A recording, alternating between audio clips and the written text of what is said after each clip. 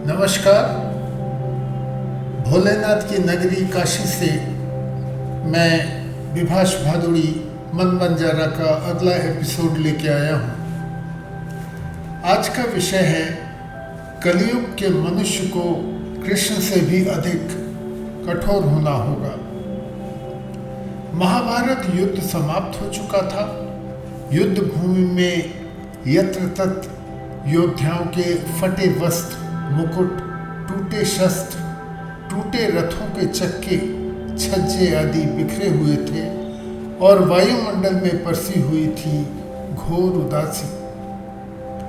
गिद्ध, कुत्ते, सियारों की उदास और डरावनी आवाजों के बीच उस निर्जन हो चुकी उस भूमि में द्वापर का सबसे महान योद्धा देवव्रत यानी भीष्म पितामह शरशैया पर पड़े सूर्य के उत्तरायण होने की प्रतीक्षा कर रहे थे, अकेले, असहाय। तभी उनके कानों में एक परिचित ध्वनि शहद घोलती हुई पहुंची। प्रणाम पितामह। भीष्म के सूख चुके अधरों पर एक मरी हुई मुस्कुराहट तैर उठी। बोले, आओ देवकी नंदन, स्वागत है तुम्हारा केशव। मैं बहुत देर से तुम्हारा ही स्मरण कर रहा था। कृष्ण बोले, क्या कहूँ पितामह, अब तो ये भी नहीं पूछ सकता कि कैसे हैं आप। भीष्म चुप रहे। कुछ क्षण बाद बोले, पुत्र युधिष्ठिर का राज्याभिषेक करा चुके केशव। उनका ध्यान रखना, परिवार के बुजुर्गों से रिक्त हो चुके राजप्रसाद में उन्हें अब सबसे अधिक तुम्हारी ही आवश्यकता है। कृष्ण चुप रहे। भीष्म ने पुनः कहा, कुछ पूछो केशव, बड़े अच्छे समय से आए हो। संभवतः धरा छोड़ने के पूर्व मेरे अनेक भ्रम समाप्त हो जाएं। कृष्ण बोले, कहिए न पितामह। एक बात बताओ प्रभु, तुम तो ईश्वर हो ना। कृष्ण ने बीच में ही टोका, नहीं पितामह, मैं ईश्वर नहीं, मैं तो आपका पौत्र हूं पितामह, ईश्वर नहीं। भीष्म उस घोर पीड़ा में भी ठठा के हंस पड़े। बोले, अपने जीवन का स्वयं कभी आकलन नहीं कर पाया कृष्ण, सो नहीं जानता कि अच्छा रहा या बुरा। पर अब तो इस धरा से जा रहा हूं कन्हैया, अब तो ठगना छोड़ दे रे। कृष्ण जाने क्यों भीष्म के पास सरक आए और उनका हाथ पकड़कर बोले, कहिए पितामह। भीष्म बोले, एक बात बताओ कन्हैया, इस युद्ध में जो हुआ वो ठीक था ना? किसकी ओर से पितामह? पांडवों की ओर से? कौरवों के कृत्य पर चर्चा का तो अब कोई अर्थ ही नहीं कन्हैया। पर क्या पांडवों की ओर से जो हुआ वो सही था? आचार्य द्रोण का वध, दुर्योधन का जंघा के नीचे प्रहार, दुशासन की छाती का चीरा जाना, जयद्रथ के साथ हुआ छल, निहत्थे कर्ण का वध, सब ठीक था क्या? ये सब उचित था क्या? कन्हैया बोले, इसका उत्तर मैं कैसे दे सकता हूँ पितामह? इसका उत्तर तो उन्हें देना चाहिए जिन्होंने ये किया। उत्तर दे दुर्योधन का वध करने वाले भीम, उत्तर दे कर्ण और जयद्रथ का वध करने वाले अर्जुन। मैं तो इस युद्ध में कहीं था ही नहीं पितामह। अभी भी छलना नहीं छोड़ोगे कृष्ण?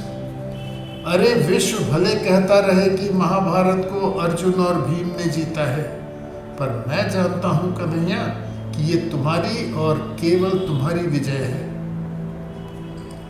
मैं तो उत्तर तुम्ही से पूछूंगा कृष्ण।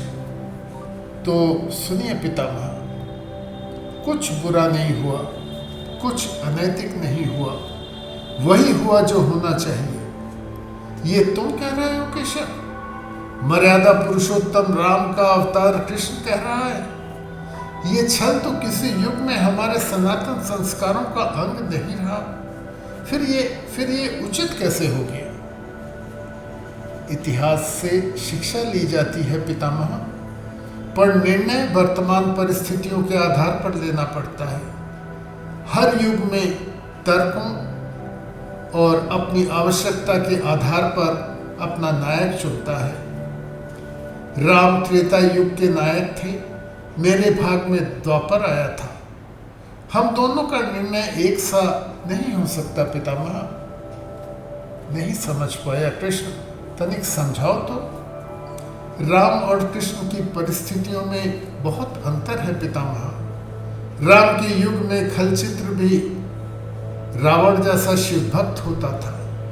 तब रावण जैसी नकारात्मक शक्ति के परिवार में भी विभीषण जैसे संत हुआ करते थे। तब बाली जैसे खलचित्र के परिवार में भी तारा जैसी विदुषी स्त्रियां और अंगद जैसे सज्जन पुत्र होते थे। उस युग में खलचरित्र भी धर्म का ज्ञान रखता था, इसलिए राम ने उनके साथ कभी छल नहीं किया।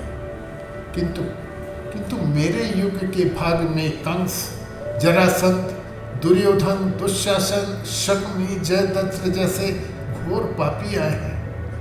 उनकी समाप्ति के लिए हर छल उचित है पितामह। पाप का अंत आवश्यक है पितामह, वो चाहे जिस विधि से हो। तो क्या तुम्हारे इन निर्णयों से गलत परंपराएं नहीं प्रारंभ होंगी केशव? क्या भविष्य तुम्हारे इन छलों का अनुसरण नहीं करेगा? और यदि करेगा तो क्या ये उचित होगा? भविष्य तो इससे अधिक नकारात्मक आ रहा है पितामह। आने वाले कलयुग में तो इतने से भी काम नहीं चलेगा। वहां मनुष्य को कृष्ण से भी अधिक कठोर होना पड़ेगा, नहीं तो धर्म समाप्त हो जाएगा। जब क्रूर और अनैतिक शक्तियां सत्य एवं धर्म का समूल नाश करने के लिए आक्रमण कर रही हों, तो नैतिकता अर्थहीन हो जाती है पितामह। तब महत्वपूर्ण होती है विजय, केवल विजय। भविष्य को ये सीखना ही होगा पितामह।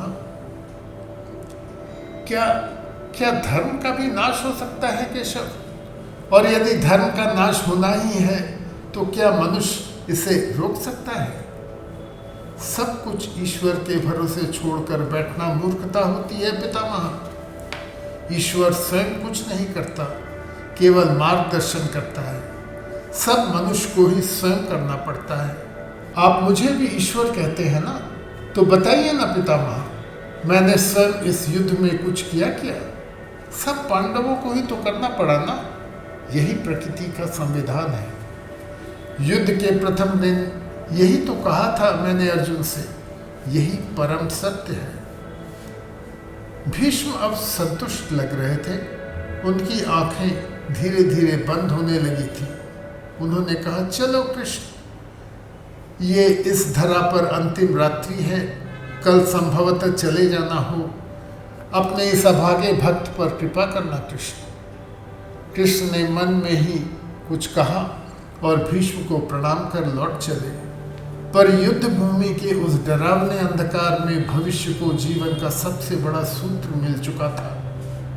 जब अनैतिक और क्रूर शक्तियां सत्य और धर्म का विनाश करने के लिए आक्रमण कर रही हों, तो नैतिकता का पाठ आत्मघाती होता है।